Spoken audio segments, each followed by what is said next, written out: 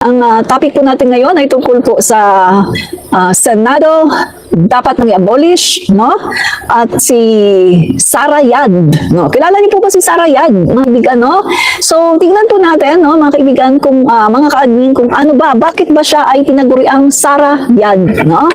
So, topic po natin ngayon, pag-abolish po ng Senado ay nararapat na po talaga na i-abolish na po ang Senado at pag-usapan din po natin si Sara Yad. Ano ba yung mga ginawa niya? Para bakit siya ay tinatagurian na Sara Yad? No? Dahil ang sabi po nila ay meron itong poison mind, no? Isang pag-iisip na talaga namang hindi maayos, no? Hindi maayos na pag-iisip para sa isang public servant.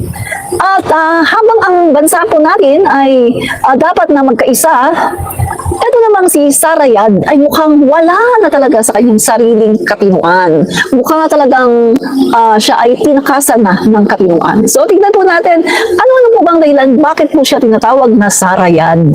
And then, topic din po natin, dapat nang i-abolish ang Senado. So, unahin muna natin mga kaibigan na bakit ba dapat i-abolish ang Senado na yan?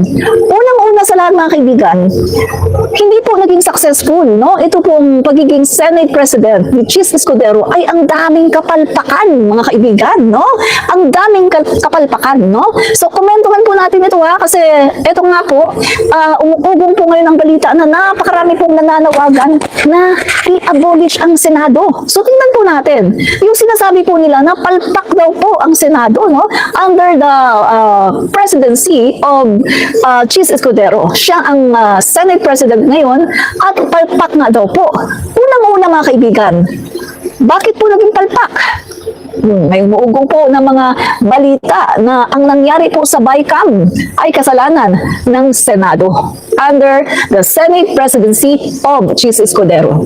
Alam niyo ba mga kaibigan na meron pong balita na may mga lumabas na mga dokumento at inilabas po ito ng isang sikat na vlogger, mga kaibigan, no, nasa Marcos administration din, na may lumabas po ng mga dokumento na katibayan di umano na ang may kasalanan po dito sa nangyaring BICAM, yung pag-slash ng mga budget at pagdagdag-dagdag ng mga budget na unnecessary ay kasalanan ng Senado. Alam niyo ba mga kaibigan na halos wala pala, no? Halos wala pong binago ang Kongreso. Nung nagkaroon ng BICAM, halos walang binago ang Kongreso doon sa mga budget na yan, mga kaibigan. Ang meron pala talagang binago, significantly, ay ang Senado. So mga kaibigan, kitang-kita natin dito na sa panahon po ni Chis Escudero, palpak po ang nangyari, di ba? Sa BICAM. Dahil ang daming mga in-insert, ang daming mga tinanggal, tapos in-insert yung iba, mabuti na lang mga kababayan at inayos yun ng ating Pangulo bago niya pinirmahan, no? Kaya naging maayos po yung nangyari po doon sa BICAM. Yung pinaka the outcome, no? Mga kaibigan, nung yun ay inayos ng Pangulo, naging maayos na po ang budget. At naging ayon na sa ating Constitution. Kasi di ba mga kaibigan, alam naman natin lumabag sa Constitution yung nangyari na pangalawa lang ang DepEd sa pinakamataas na budget. Ang sabi po sa ating 1987 Constitution, dapat po ang DepEd ang may pinakamalaking budget.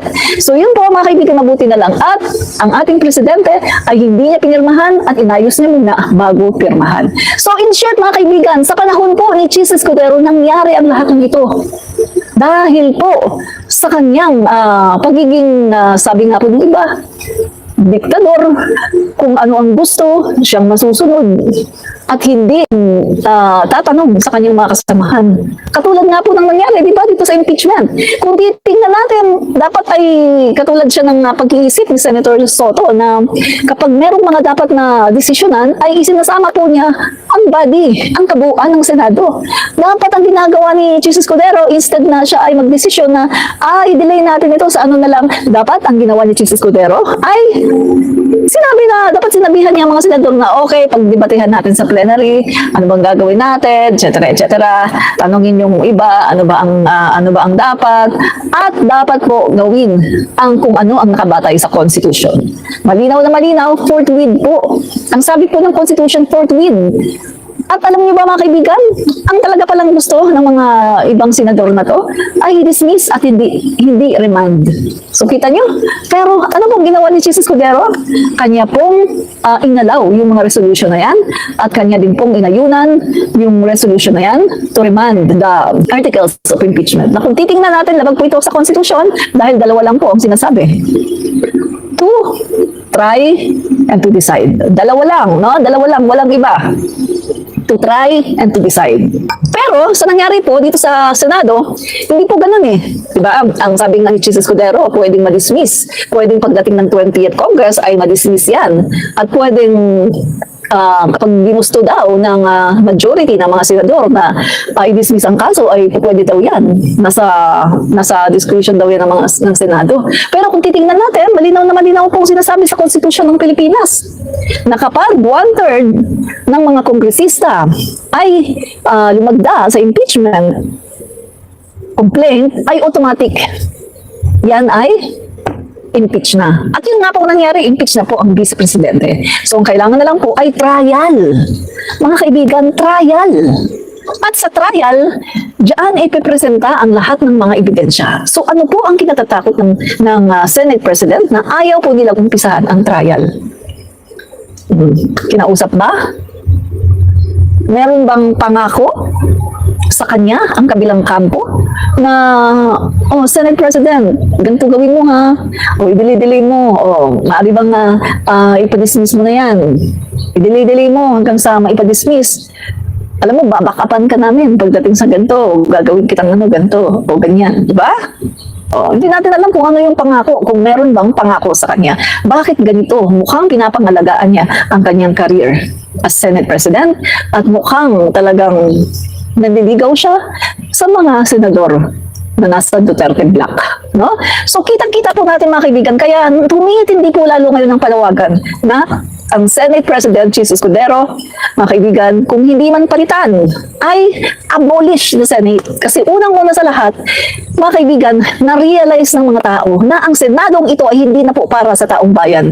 Ito ay para na sa iisang grupo ng tao, sa iisang pamilya, na kanila pong kahit alam nila na ang taong bayan ay kailangan ng kasagutan sa maraming mga katanungan, pero dinidili-dili po nila ang impeachment na ito. Hindi na po sila para sa bayan, hindi na po sila para sa mga Pilipino, kundi para na lang po sila sa iisang pamilya at sa kanilang mga self-interest. Kaya lumalagon po at lumalawak ang panawagan na i-abolish na ang Senado. Wala nang kwenta ang Senado kung ito ay magiging Senado na lang ng mga Duterte. Wala nang kwenta ang Senado kung ito ay magiging tagapagtanggol na lang ng iisang pamilya. Wala na ang panahon na kung saan nandyan sina Miriam Defensor Santiago, nandyan sina Joker Arroyo, nandyan sina Rocco, nandyan sina Gonzales, nandyan sina Pimentel, at marami pang iba na mga prominent na mga senador. Mga kaibigan. So, wala na. Sino-sino na ang mga senador ngayon? Para na tayong nasa clown, no? Para na tayong nasa circus, na ang mga senador na ito ay nagiging clown, mga nagpapatawa, mga pasuklay-suklay ng kanilang mga balbas, bigote. Yung bang tipong kunwari ay mag-aaway, pagkatapos yun pala ay palabas lang. Yung bang tipong para na lang sa kanilang mga sarili na mga ambisyon ang kanilang ginagawa. Wala na po yung Senado na katulad noon ang para po sa taong bayan. Kaya panahon na po, abolish the Senate at itira na lang ang Kongreso. Ang Kongreso matino. Ang Kongreso talagang wala silang pakialam kung ang mga tao na masasagasaan ay mga malalaking tao.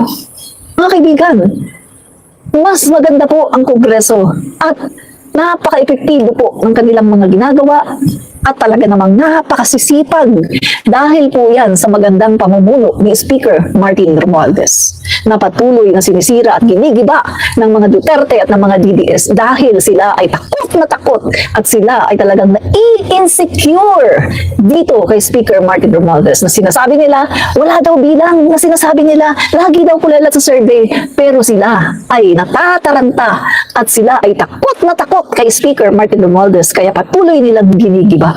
Pero sabi ko nga, hindi nyo pwedeng mapabagsak ang isang tao, ang isang public servant na talaga namang maayos na nagtatrabaho at nakafocus sa kanyang trabaho. Hindi niyo mapapabagsak ang isang matinong public servant. Gawan niyo man ang gawan ng kung ano-ano na mga balita, na mga fake news, no? Gawan niyo man ang gawan ng mga kung ano ng mga intriga na hindi totoo.